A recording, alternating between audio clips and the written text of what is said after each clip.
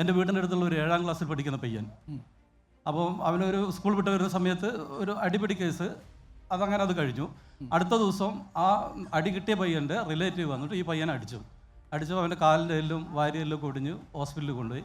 സ്വാഭാവികമായിട്ടും police case വന്നു. Police സ്റ്റേഷനിലേക്ക് വിളിച്ചു. അപ്പോൾ ഈ പിതാവിന് പോകാൻ ഭയമായപ്പോൾ കൂടെ ഒന്ന് വരണമെന്ന് പറഞ്ഞു. പോയപ്പം ആ സമയത്ത് ഇവർ പറയുന്നത് എന്താണെന്ന് പറഞ്ഞാൽ, ഇയാൾ പറഞ്ഞു നിങ്ങളാരാന്ന് ചോദിച്ചാൽ പറഞ്ഞങ്ങനെ നൈബറാണ്, വീടിൻ്റെ അടുത്തുള്ള പയ്യനാണ്, നല്ല പയ്യനാണ്, അങ്ങനെ ദുരുദ്ദേശമൊന്നുമില്ല, എപ്പോഴും നമ്മളെ വീട്ടിലൊക്കെ വരുന്നതെന്ന് പറഞ്ഞു. അപ്പോൾ ഇതാരാന്ന് ചോദിച്ചാൽ പിതാവാന്ന് പറഞ്ഞു. എന്നാൽ ഈ പിതാവ് പുറത്തിരിക്കട്ടെ പറഞ്ഞു. എന്നോട് അയാൾ അവരെ റെക്കോർഡിൽ കാണിച്ചു തരാണ്. 6ാം ക്ലാസ് മുതൽ ആ പയ്യൻ ഇതിന് ഉപയോഗിക്കുന്നുണ്ടെന്ന്. 6ാം ക്ലാസ് മുതൽ ഇത് ഉപയോഗിക്കുന്നു. 12 വയസ്സുള്ള പ്രായം.